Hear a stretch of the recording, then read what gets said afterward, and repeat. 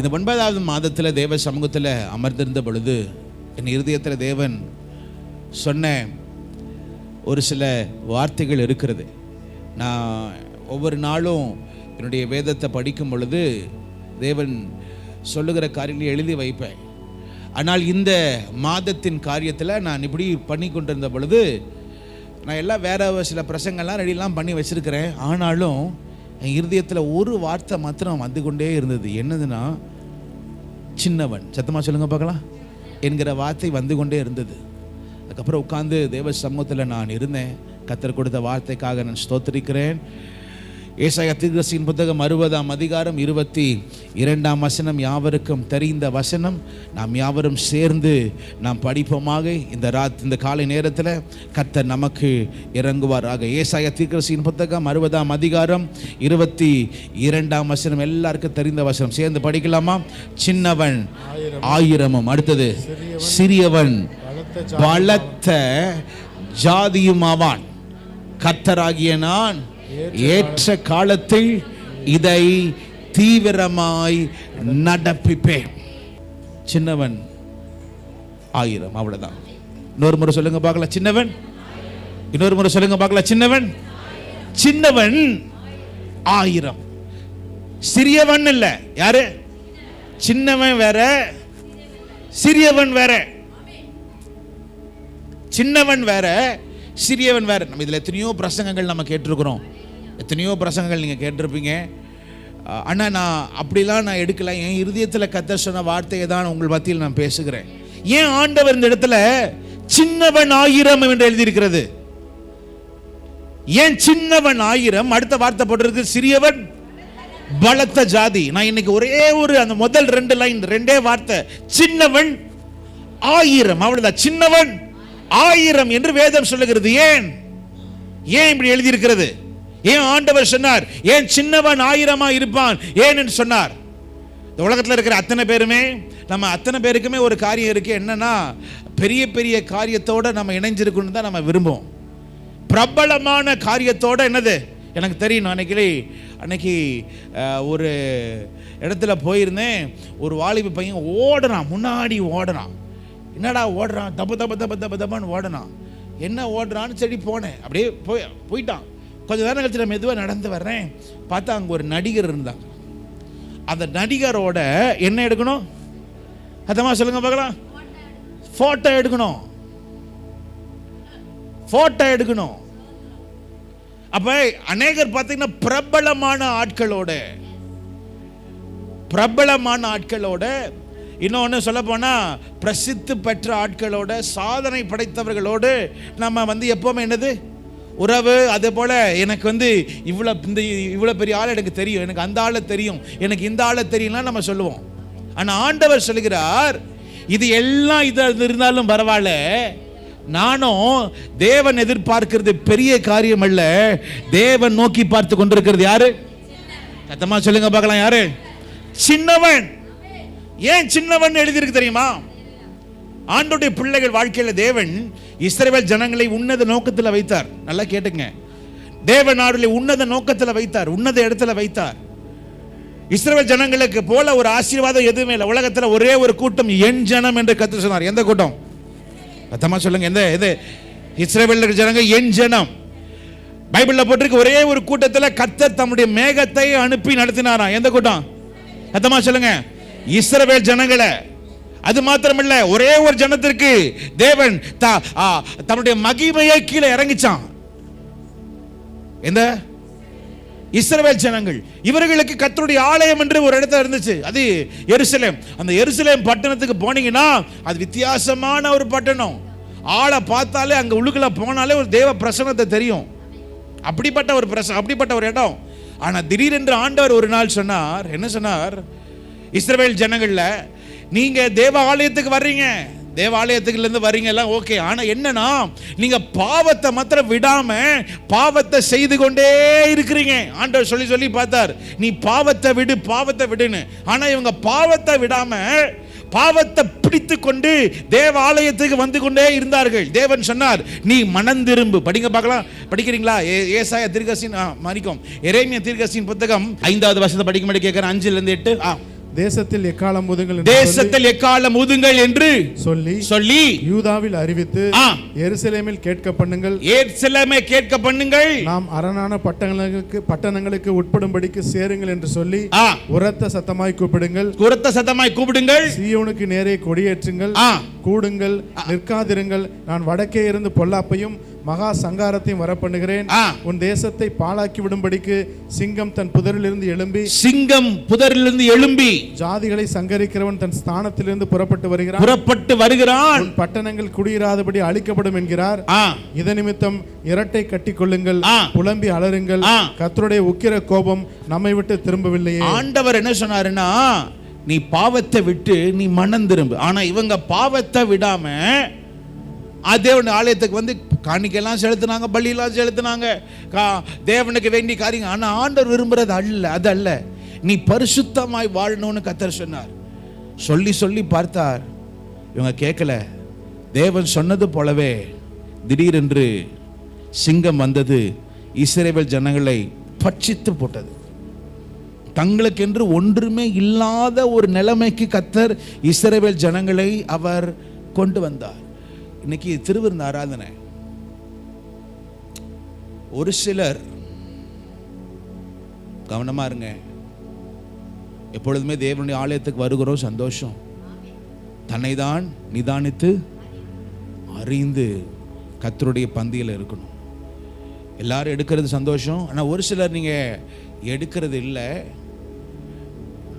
அப்புறமேட்டு எடுத்துக்கலாம், இன்னும் சில காரியங்கள் விட வேண்டியது இருக்கு அப்படிலாம் நீங்க நினைச்சிட்டு இருக்கிறீங்க. அது தவறு. மனம் திரும்புதலுக்கு வேண்டிய நேரம் அப்புறம் இல்லை, அது இப்ப.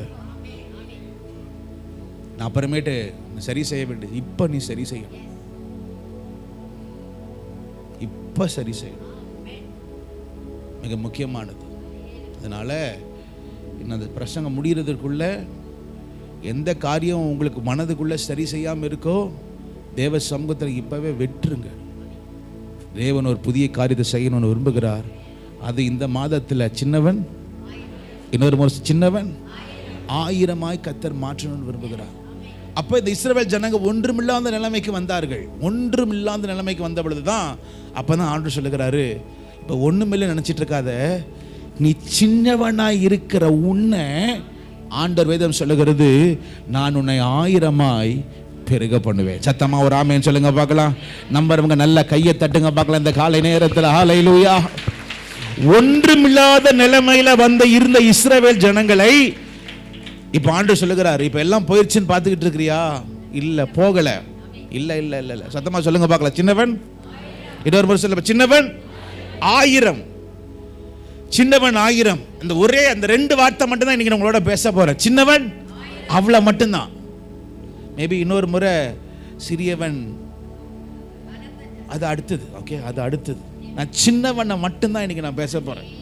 சின்னவன் 1000, அது மட்டும்தான் பேச போறேன். ஆனா ஆண்டவர் சொல்லுகிறார், இந்த சின்னவன் 1000 ஆகணும்னா இதுக்கு முதல் படி. இன்னொரு முறை படிக்கலாமா? 60 வசனத்தை 60 அதிக 22 வசனத்தை இன்னொரு முறை படிக்கலாமா? இது எப்படி நடக்கும், எதனால நடக்கும் அப்படின்னு ஆண்டவர் அதில் எழுதியிருக்காரு. படிக்க பார்க்கலாம். சின்னவன் 1000, அடுத்தது சிறியவன் பலத்த ஜாதி. இது எப்படி நடக்கும்? பைபிள்ல போட்டிருக்கு, கர்த்தராகிய நான். நம்பர் 1 யார் செய்வாது?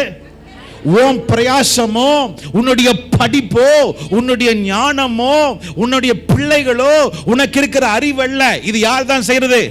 சத்தமா சொல்லுங்க, யார் செய்யறது?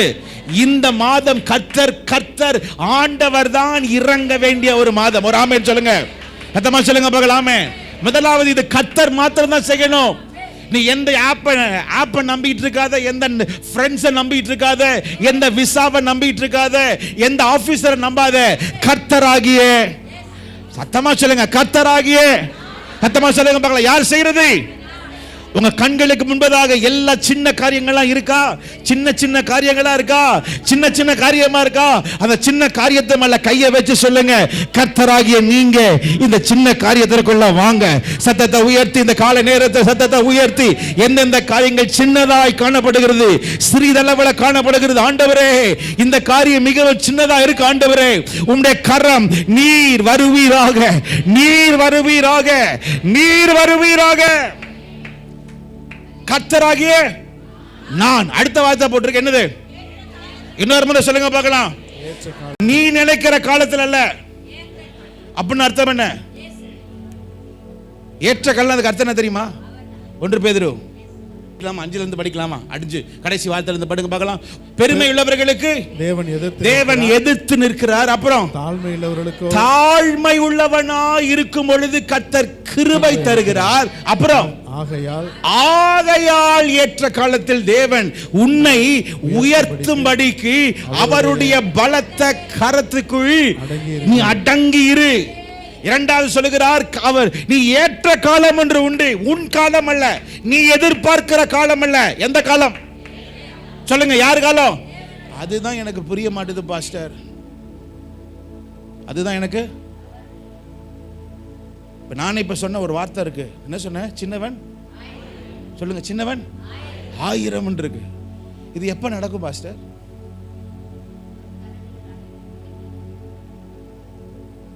இது எப்ப நடக்கும் பாஸ்டர்? இப்ப சர்ச்சை விட்டுட்டு போன நடந்துருமா? இல்ல இதை என் கண்ணால பார்க்க முடியாது. ஒருவேளை இது என் பிள்ளைகளோ அல்லது யாரு பேர பிள்ளைகளோ அடுத்தது 4 தலைமுறைக்கு அப்புறம் தான் இது நடக்குமா? சொல்லுங்க. அப்படியா? உங்க கையில தான் இருக்கு. உங்களுக்கு தெரியுமா? ஏற்ற, இன்னொரு முறை ஏற்ற காலம். அத பிரசங்கம் ஆரம்பிச்சா நயமாயிடும்.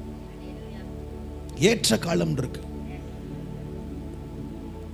எல்லாவற்றுக்கு தேவன் ஒரு காலத்தை முன்குறித்து வைத்திருக்கிறார். அதை நீங்க பிடிச்சீங்கன்னா மட்டும்தான் நடக்கும். சரி, ஏற்ற காலம். அடுத்த வார்த்தை போட்டிருக்கும், கர்த்தராகிய நான் ஏற்ற காலத்தில் இதை தீவிரமாய் நடப்பிப்பேன். இதை நடப்பிப்பேன்னு எழுதல பைபிள். என்ன போட்டிருக்கு? அந்த கொஞ்சம் முடிஞ்சிச்சுன்னா கொஞ்சம் சத்தமா சொன்னீங்கன்னா உங்களுக்கு நல்லது. சத்தமா சொல்லுங்க பார்க்கலாம். நான் அதை இன்னொரு முறை சொல்லுங்க பார்க்கலாம். சில காரியங்கள் உங்க வாழ்க்கையில தீவிரமாய் நடக்க வேண்டிய சில காரியங்கள் இருக்கு. தீவிரமா இல்ல பாஸ்டர், இது தீவிரமாய் நடக்க வேண்டிய காலம் இருக்கு. ஒரு மனுஷனே ஒரு நம்முடைய தேவைக்கு சில காரியங்களை நாம் தீவிரமாக ஸ்டெப் எடுக்கிறோன்னா, உங்களை என்னை உண்டாக்கின ஆண்டவர் நமக்காக எவ்வளவு தீவிரமாக இறங்க வல்லவராக இருக்கிறார். நல்ல கையை தட்டுங்க பார்க்கலாம் ஆண்டவர் சமூகத்தில். ஹல்லேலூயா, ஹல்லேலூயா, ஹல்லேலூயா. சொல்லுங்க பார்க்கலாம். சின்னவன், இன்னொரு முறை சொல்லுங்க பார்க்கலாம். சின்னவன் 1000. ஏன் 1000 பைபிளில் போட்டிருக்கு? நம்ம எல்லாருமே தெரியும். நம்ம எல்லாருக்கும் 1000 தேவன் பைபிளில் உங்களுக்கு தெரியும்ல. பைபிளில் ஆண்டவர் எதை சொன்னாலும் யோசிக்கவே கூடாது. அப்படி என்ன பண்ணிடணும்? எடுத்துடணும், செஞ்சிடணும். அவ்வளோதான். Very simple. கர்த்தராகிய அவர் இருக்கிறார், அவருடைய வேலைக்காரர்களாகிய நாம் இருக்கிறோம். சொல்லும் அடியேன் முடிஞ்சிருச்சு. அவ்வளோதான். எப்படி எது இதெல்லாம் நமக்கு தேவையே கிடையாது. அவர் செய்வார். பைபிளில் போட்டிருக்கு, அவர் சர்வ வல்லமை உள்ள தேவனாய் இருக்கிறார். ஹல்லேலூயா. சின்னவன் 1000. ஏன் 1000 என்ற வார்த்தை போட்டார்? ஏன் 1000? ஏன் 1000 என்று போட்டார்? நம்ம எல்லாருக்குமே தெரியும்ல. நல்ல நிலத்தில் விதைந்த விதை 30 மடங்கு ஒரு ஆசீர்வாதம். அடுத்தது 60 மடங்கு ஆசீர்வாதம். அதுக்கப்புறம் 100 மடங்கு ஆசீர்வாதம். நமக்கு எல்லாருக்குமே தெரியும். ஆனா இங்க என்ன போட்டிருக்கு? சத்தமா சொல்லுங்க, சத்தமா சொல்லுங்க. அப்படி நடக்குமா? 1000 மடங்கு 1000 மடங்குன்னு ஏதாவது ஒன்று இருக்கா? 100% தானே இருக்கு. அது 100%, 100% தான் இருக்கு. ஆனா இங்க என்ன சொல்லுகிறாருன்னா 1000 மடங்கு, 1000ங்களிலே அப்படின்னு ஒன்று இருக்கா அப்படின்னு நீங்க ஒருவேளை கேட்டீங்கன்னா சில கேள்விகள் வரும். இப்படிலாம் இருக்கா இல்லையான்னு. எடுக்கிறீங்களா? உபாகமத்தின் புத்தகம் 1ஆம் அதிகாரம் 11ஆம் வசனத்தை எடுக்கும்படி கேட்டுக்கொள்கிறேன்.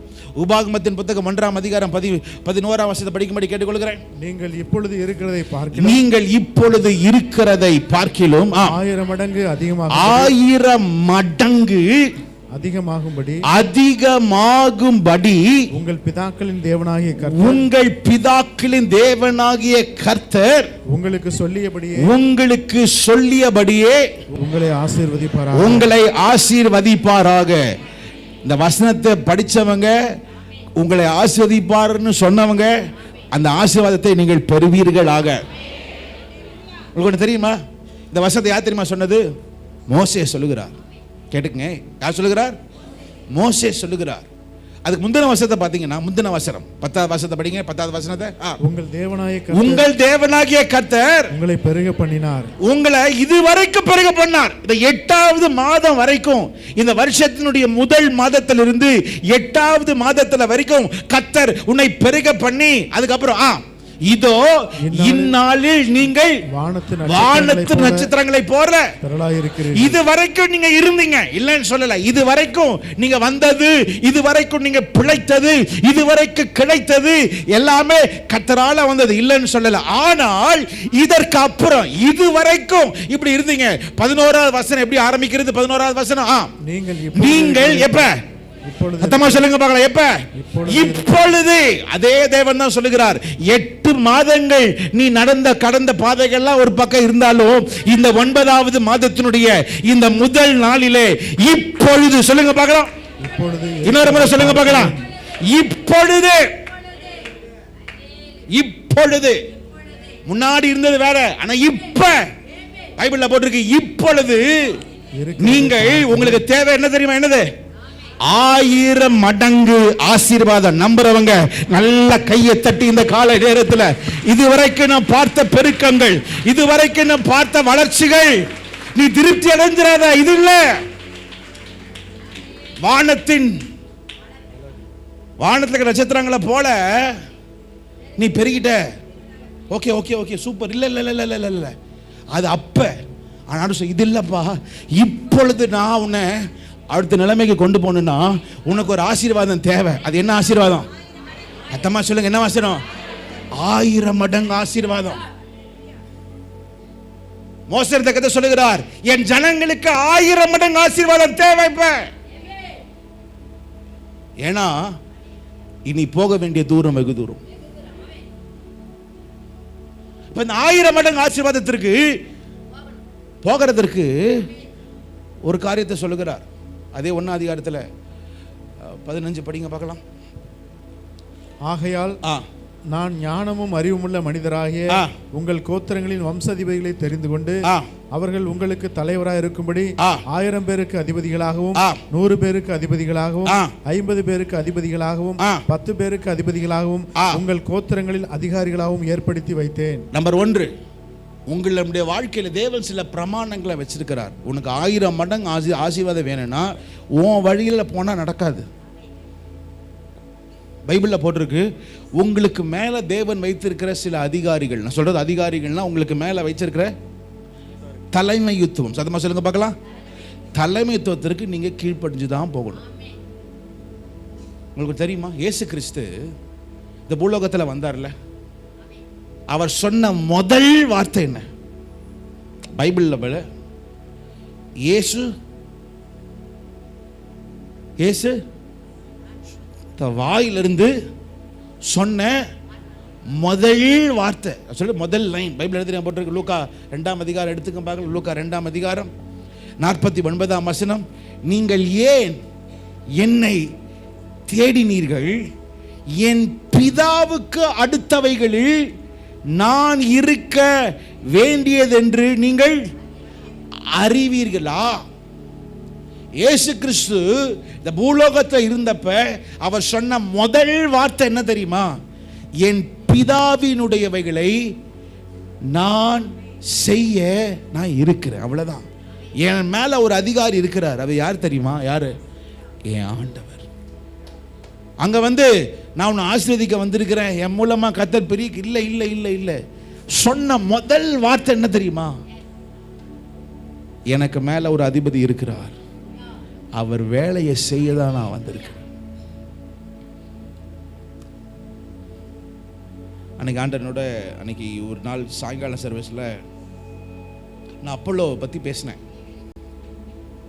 பேசினப்ப பைபிள்ல போட்டிருக்க அப்போலோ கர்த்தருடைய வசனத்தில் அவருக்கா கர்த்தருடைய வசனத்தில் அவன் வல்லவனா இருந்தான். வல்லவன். சத்தமா சொல்லுங்க பார்க்கலாம். இன்னொரு முறை சொல்லுங்க பார்க்கலாம். அவன் வல்லவனா இருந்தான். பைபிள்ல இன்னொரு ஆள் இருந்தார், வில் வித்தையில வல்லவனா இருந்தான். யாரு? வில் வித்தையில வல்லவனா இருந்தான் ஒருத்தவன், இஸ்மவேல். எதுல வல்லவனா இருந்தானா? வில் வித்தையில வல்லவனா இருந்தானா. இன்னொருத்தன் பைபிள்ல போட்டிருக்கு, அவன் சகலத்திலையும் வல்லவனா இருந்தானா. யாரு? மோசே சகலத்திலையும் வல்லவனா இருந்தான். அன்னைக்கு ராத்திரி நான் முடிச்சுட்டு பிரசங்கம் பண்ணிட்டு, அந்த பிரசங்கம் நான் ரொம்ப தொட்டுச்சு. நான் தான் பண்ணேன், நான் அது ரொம்ப தொட்டுச்சு. அப்போ என் கூட ஆண்டவர் பேசுறாரு, என் மனசுல படுது, அவங்களாம் வல்லவங்களாம் இருந்தாங்க அப்படின்றது. நான் எதுல வல்லவனா இருக்கணும்னு விரும்புறேன்? நான் எதுல வல்லவனா இருக்கணும்னு விரும்புறேன்? பிரசங்கத்திலையா? என் திறமெல்லாம் என்னென்ன திறமை? கீபோர்டு வாசிக்க தெரியும். இப்போ கீபோர்டில் வல்லவனா இருக்கணுமா? இங்கிலீஷ் பேச தெரியும், இங்கிலீஷில் வல்லவனா இருக்கணுமா? தமிழ் பேச தெரியும், தமிழில் வல்லவனா இருக்கணுமா? வர்ஷிப் பண்ண தெரியும், வர்ஷிப்பில் வல்லவனா இருக்கணுமா? என் மனசில் ஆண்டவர் சில காரியங்கள்லாம் போட்டார், எதில் நீ வல்லவனா இருக்கணும்னு விரும்புகிறேன்னு. அப்போ தான் நான் யோசிச்சேன், இயேசு கிறிஸ்து எதில் வல்லவனா இருந்தார்? பாருங்களேன், அற்புதங்கள் செய்கிறதுல வல்லவன், எல்லாம் சூப்பர். ஆனால் அதை முக்கியமாக வச்சுருந்தாரா? கர்த்தருடைய வசனத்தை அவர் அதிகாரத்தோட வல்லமையோடு என்ன பண்ணாரு? போதித்தாரு. ஆனா அது அவருக்கு முக்கியமா இருந்துச்சா? இல்ல. முக்கியமானது எது தெரியுமா? தேவ சித்தத்தை செய்வதில் வல்லவனா இருந்தார். எனக்கு அன்னைக்கு ராத்திரி உண்மையில ஆண்டனோட பேசினார். திறமை இல்ல முக்கியம், தேவ சித்தம் தான் முக்கியம். இயேசு கிறிஸ்து இங்க அற்புதங்கள், அதிசயங்கள் அடை, இதெல்லாம் ஓகே, இதெல்லாம் முக்கியம். நீ உனக்கு முன்பதாக உனக்கு மேல இருக்கிற அதிகாரிக்கு நீ அடங்கி இருந்தால், வேதம் சொல்லுகிறது எவ்வளவு மடங்கு ஆசீர்வாதமா? அத்தம்மா சொல்லுங்க பார்க்கலாம், இன்னொரு முறை சொல்லுங்க பார்க்கலாம். 1000 மடங்கு ஆசீர்வாதம், 1000 மடங்கு ஆசீர்வாதம். இரண்டாவது எடுத்துக்கொள்ளும்படி கேட்டுக்கொள்கிறேன். யாத்திராகமத்தின் புத்தகம் 20ஆம் அதிகாரம் 5ஆம் வசனத்தையும் 6வது வசனத்தையும் ஒருவர் படிக்க கேட்டுக்கொள்கிறேன். யாத்திராகமத்தின் புத்தகம் 20ஆம் அதிகாரம் 5ஆம் வசனத்தையும் 6ஆம் வசனத்தையும் ஒரு படிக்க கேட்டுக்கொள்கிறேன். நீ அவைகளை நமஸ்கரிக்கவும் சேவிக்கவும் வேண்டாம். உன் தேவனாய கர்த்தராயிருக்கிற நான் எரிச்சலுள்ள தேவனாயிருந்து என்னை பகைக்கிறவர்களை குறித்து பிதாக்களுடைய அக்கிரமத்தை பிள்ளைகளிடத்தில் 3ஆம் 4ஆம் தலைமுறை மட்டும் விசாரிக்கிறவராயிருக்கிறேன். என்னிடத்தில் அன்பு கூர்ந்து, என்னிடத்தில் நீ அன்பு கூர்ந்து என் கற்பனைகளை கைக்கொள்ளுகிறவர்களுக்கு, என் கற்பனைகளை கைக்கொள்ளுகிறவர்களுக்கு 1000 தலைமுறை மட்டும், 1000 தலைமுறை மட்டும் இரக்கம் செய்கிறவராயிருக்கிறேன். இரக்கம் செய்கிறவராய் இருக்கிறேன். இரண்டாவது, ஒரு 1000 மடங்கு ஒரு ஆசீர்வாதம் யாருக்கு தெரியுமா? கர்த்தரிடத்துல அன்பு கூர்ந்து, அடுத்தது கற்பனைகளை கை கொள்ளும் பொழுது. 20ஆம் அதிகாரத்தை பார்த்தீங்கன்னா இது 10 கட்டளைகள் எழுதியிருக்கும். ஆனா கர்த்தரிடத்தில் அன்பு கூறுறது ஈஸி. ஆண்டவரே I love you so much, ஆண்டவரே I love you so much அப்படின்னு சொல்றது ஈஸி. ஆனா அதுக்கு முன்னாடி ஆண்டவர் சொல்லுகிறார், நீ வேற எந்த காரியத்தையும் நீ நமஸ்கரிக்க கூடாது. எதையும் விக்கிரகமா என்ன பண்ணக்கூடாது? வைக்க கூடாது. நம்மளாம் யாரும் எதையும் விக்கிரகமா வைக்கவே இல்லை, வைக்கவும் மாட்டோம். ஏன்னா நமக்கு ஒரே ஒரு தேவன் மாத்திரம்தான். என்ன நடந்தாலும் அவர் சொன்ன பாதையில நம்ம போவோம், அவர் சொன்ன வார்த்தையை நம்ம கேட்போம். அவர் நம்மை நடத்த வல்லவரா இருக்கிறார். சொல்றவங்க ஆமென் சொல்லுங்க பார்க்கலாம். அத்தம்மா சொல்லுங்க பார்க்கலாம். ஆமென். விக்கிரகத்துக்கு நீ நமஸ்கரிக்க கூடாது. பாஸ்டர், நாங்க நம்ம விக்கிரகத்தெல்லாம் நாங்க நமஸ்கரிக்கல. ஆனா போன வாரம் படிச்சிட்டு இருந்தேன், அது அப்ப. ஆனா இப்ப சொரூபங்கள் எல்லாம் முக்கியம். விடுங்களேன். 1 கொரிந்தியர் 4ஆம் அதிகாரம், 1 கொரிந்தியர் 4ஆம் அதிகாரம்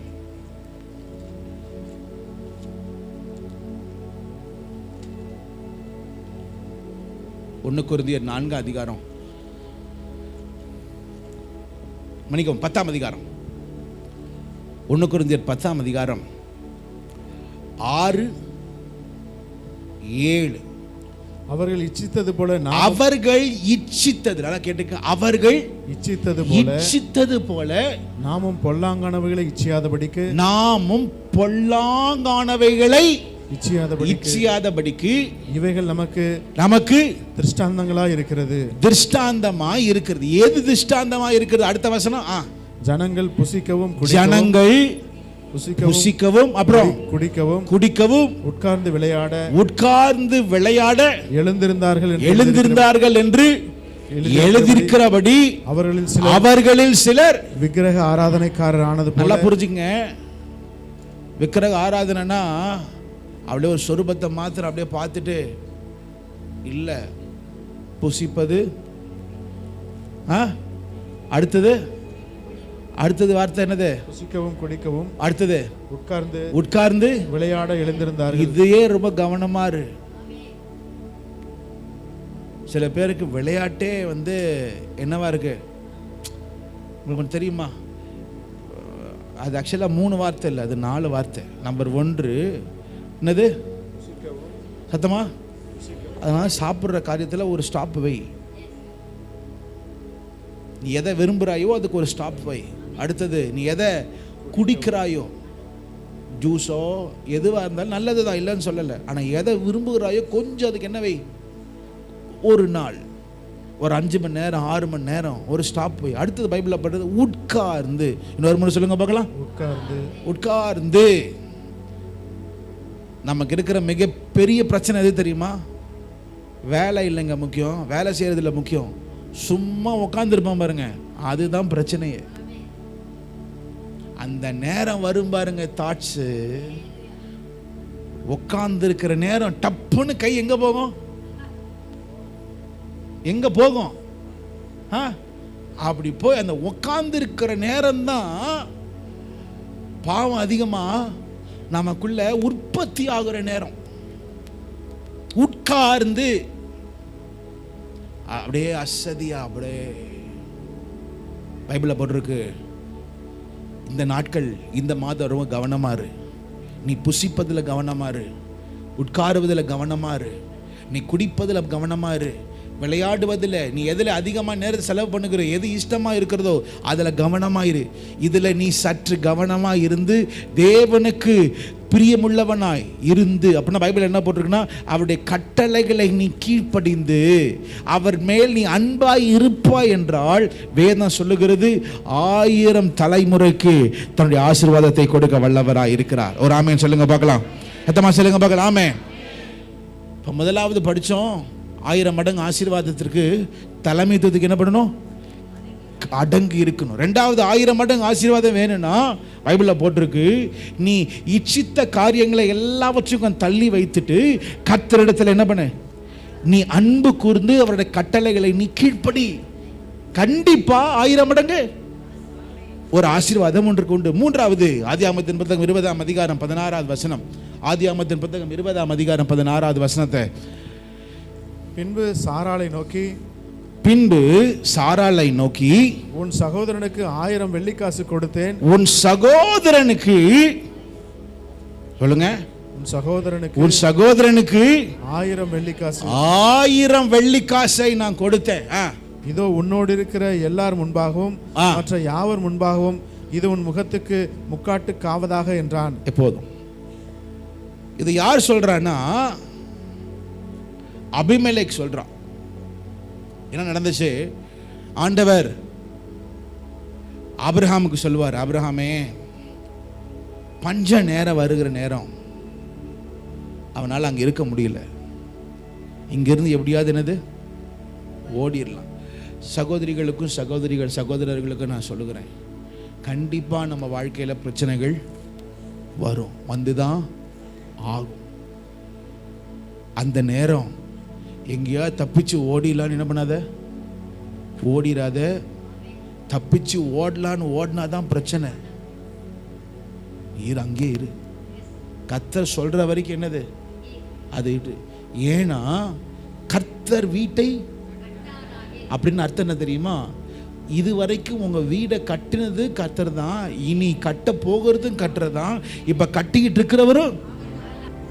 இது வரைக்கும் நடக்காம இருந்துச்சு, ஆனா இப்படியே ஓடிரும்லாம் அப்படிலாம் கிடையாது. கர்த்தர் இதற்குன்னு ஒரு ஸ்டாப்பை வைத்து உன்னை தூக்குவதற்கு ஒரு நேரம் உண்டு.